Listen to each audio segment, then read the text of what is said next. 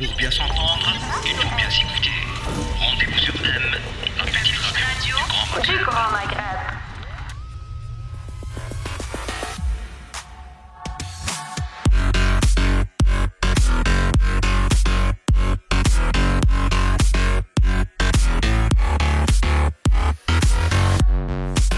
Bonjour, Karima Bounamra Ben Sultan. Je suis la directrice de l'IDEP. L'IDEP est l'Institut du développement économique et de la planification. C'est un organe de la Commission économique des Nations Unies pour l'Afrique. Nous sommes basés à Dakar, au Sénégal, et nous couvrons les 54 États membres africains. Nous leur offrons des cours, une formation, tout un programme de formation. Nous avons également tout un programme de recherche dans les domaines du développement durable. Et nous avons l'une des bibliothèques les plus riches en Afrique sur la planification, avec des ouvrages qui datent du début du siècle dernier sur un grand nombre de pays, ce qui nous permet de pouvoir suivre l'évolution des approches de planification au niveau des différents pays qui ont documenté leur processus de planification. Aujourd'hui, l'IDEP travaille sur, je dirais, 4 domaines très importants qui sont d'abord son domaine de base, tout ce qui est planification, développement, avec l'analyse de données, avec les statistiques, le financement du développement. Un grand axe couvre l'intégration régionale, avec un intérêt que nous portons particulièrement au commerce, à l'infrastructure et à l'industrialisation. Nous avons également un axe qui couvre la gestion des ressources naturelles, où nous regardons tout ce qui est industrie extractive, gestion du territoire, agriculture, et finalement un axe développement social avec un intérêt particulier aux politiques de développement social, aux femmes, aux jeunes, à la migration et à l'urbanisation. Évidemment, tout cela va avec un certain nombre de domaines horizontaux comme la transformation numérique, comme le changement climatique, etc., qui sont, eux, non pas des domaines à part entière, qui sont outre en fait des domaines à part entière, qui sont des domaines qu'on peut retrouver dans tous les autres secteurs que nous abordons. Par exemple, quand nous regardons la migration, nous pouvons la regarder du point de vue du changement climatique. Quand nous regardons le commerce, nous voyons femmes et commerce, ou bien femmes commerce et changement climatique, etc., etc. Donc voilà globalement les domaines d'activité de l'IDEP. Alors, l'IDEP a un programme de cours qui sont ouverts à des applications, c'est-à-dire que on poste l'information sur nos cours, les dates, le contenu, etc. Et les personnes intéressées peuvent appliquer, poser leur candidature. Alors, nous avons 2 types de cours, je dirais ouverts à tous. Ce sont les cours in situ, en personne, qui se font dans nos locaux, qui sont limités en termes de personnes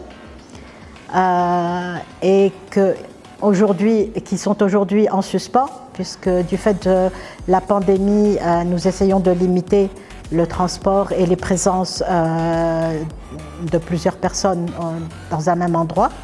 Et nous avons des cours en ligne.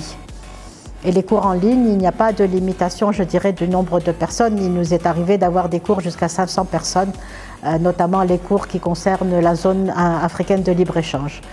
Alors, nous postons, il y a candidature et nous essayons d'identifier les profils qui sont les plus proches, je dirais, du cours pour maximiser, les chances de succès, puisque nos cours sont certifiants. Et les certificats que nous délivrons à l'issue des cours sont reconnus par la plupart des pays africains, c'est-à-dire que nous avons des témoignages réguliers de personnes qui nous disent « j'étais en compétition sur un poste et ce qui a fait la différence, c'est que dans mon CV, j'avais des certificats de l'IDEP ». Ou bien, une fois que je suis rentrée avec mon certificat de l'IDEP, j'ai pu avoir la promotion que j'espérais. Donc, c'est un processus très rigoureux aussi bien en termes de substance, du contenu des cours, que de l'évaluation. Il y a à l'issue de chaque cours une évaluation et il existe des personnes qui n'arrivent pas à avoir les notes qu'il faut pour avoir le certificat. Nous leur donnons, pour les encourager, des certificats de présence. L'IDEP a été créé pour accompagner les États.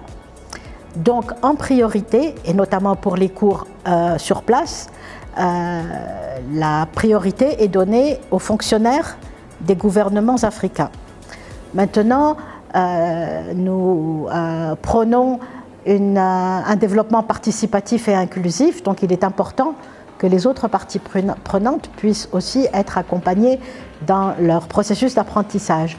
Et c'est plus facile pour nous de le faire pour les cours en ligne, puisqu'il y a moins de limitations, je dirais, de place, et eux sont ouverts à quiconque souhaite y participer. Et si vous souhaitez poser votre candidature pour un cours, vous êtes le bienvenu. Maintenant, donc ça, je dirais, c'est l'offre standard.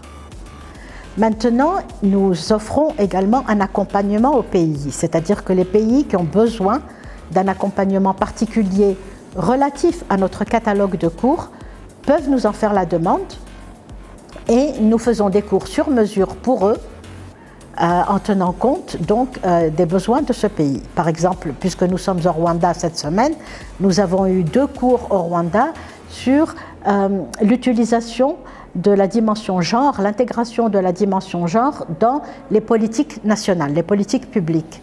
Nous avons accompagné la Gambie, par exemple, dans la conception de projets qui permettent de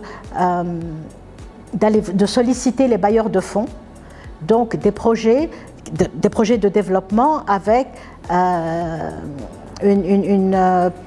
une gestion axée sur les résultats qui leur permettent de réellement convaincre les bailleurs de fonds d'investir dans leur pays et d'investir dans des programmes de développement de la Gambie. Nous avons, avec la Gambie, cela fait maintenant 4 ans que nous les accompagnons et chaque année, ils ont 2-3 cours sur lesquels nous travaillons ensemble. Par exemple, un cours sur ce qu'on appelle les soft skills, pas les aspects techniques, mais par exemple le monitoring et l'évaluation des programmes de développement, puisque souvent on a tendance, surtout lorsque les équipes gouvernementales changent, à tout refaire à partir de zéro et il n'y a pas forcément de continuité.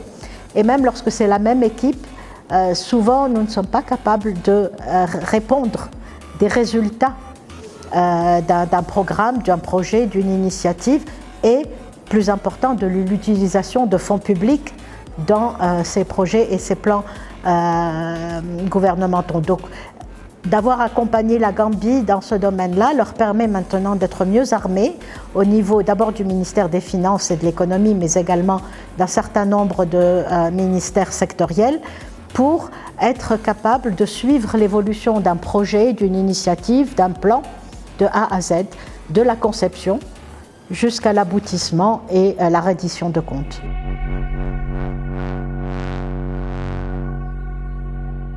Deux choses. D'abord, comment est-ce que nous fonctionnons?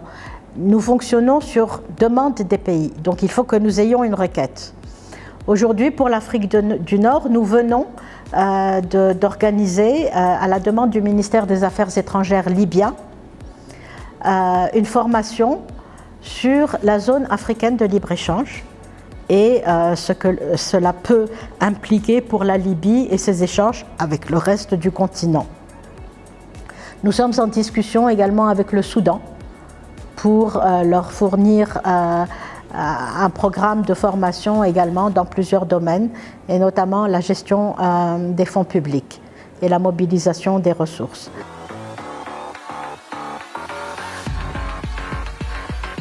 Alors, il y a beaucoup de demandes. C'est l'un de nos cours, je dirais, qui génère le plus d'intérêt, puisque nous arrivons à avoir 500 personnes par cycle. Et nous avons beaucoup de cours. Nous avons donné et nous allons continuer à donner beaucoup de cours liés à la SLECAF. Nous avons donné d'abord, je dirais, les principes de base.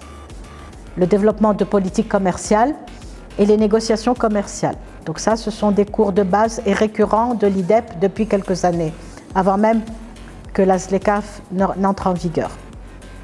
Et puis, nous avons des cours de sensibilisation à la ZLECAf, aussi bien pour les pays d'ailleurs que nous en avons fait pour les médias, pour les parlementaires, donc pour que les différentes parties prenantes puissent comprendre les enjeux et puissent décider quel intérêt il peut y avoir pour un pays de s'embarquer dans cette dynamique ZLECAf. Nous avons également des cours sur genre et ZLECAf, ou femmes et ZLECAf. Les femmes représentent, notamment dans le domaine informel, une main-d'œuvre très importante et une activité très importante au niveau des pays africains. Et donc, il était important pour nous également que nous regardions le développement de la ZLECAf d'un point de vue femme, du point de vue des femmes et de ce qu'elles peuvent apporter et de ce que la ZLECAf peut également leur apporter dans le court et le moyen terme. Donc effectivement, nous nous basons sur le travail analytique qui est fait par notre maison mère, la Commission économique des Nations Unies pour l'Afrique, qui produit énormément de rapports sur la ZLECAf. Au départ, c'était des rapports, je dirais, de sensibilisation, de vulgarisation. Maintenant, ce sont davantage des rapports beaucoup plus quantifiés, beaucoup plus détaillés en termes de l'apport, des échanges, du potentiel commercial et également la manière dont les pays s'organisent institutionnellement pour mettre en place des plans nationaux d'accès à la zone de libre-échange. Donc tout cela, nos cours ne sont pas de la rhétorique, je dirais. On peut surfer sur Internet et trouver beaucoup de choses sur la ZLECAf.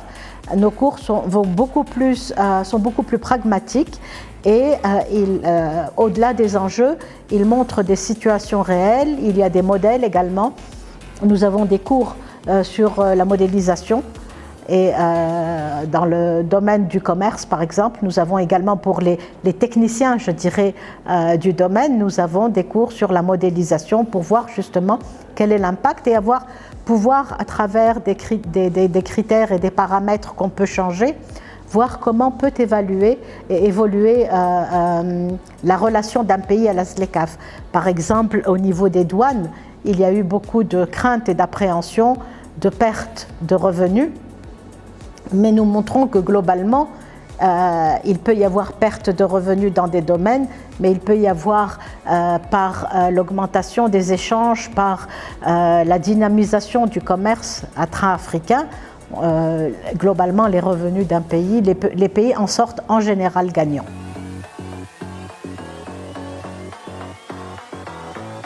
Nous venons de lancer, comme je dirais, facilitateur, une initiative de la Commission économique des Nations Unies pour l'Afrique qui réunit, ça s'appelle le réseau des jeunes économistes. Donc c'est le réseau des jeunes économistes africains que nous voulons former dans le domaine de la modélisation macroéconomique. Au jour d'aujourd'hui, ce réseau a près de 800 chercheurs, jeunes, étudiants en fait, soit en master, soit doctorants, de 27 pays et 70 universités. Nous avons des universités algériennes et nous avons beaucoup d'universités nord-africaines, mais nous avons également des universités algériennes avec lesquelles nous devons réellement renforcer nos activités puisque notre visibilité en Algérie est un peu réduite et nous voulons réellement profiter de toute l'activité de recherche et d'éducation qui se passe en Algérie. Dans le domaine économique, il y a tout un passé et toute une tradition sur laquelle nous voulons réellement compter. De la même façon, nous avons sur le Maghreb central, nous avons beaucoup de participants et beaucoup de participants très, je dirais, enthousiastes. Aujourd'hui, ce matin, nous avons rencontré 25 jeunes du réseau rwandais qui sont venus avec un professeur et le doyen de l'une des universités parties prenantes. Et nous avons pu réellement mesurer leur volonté de s'intégrer, de coopérer ensemble dans les activités de recherche.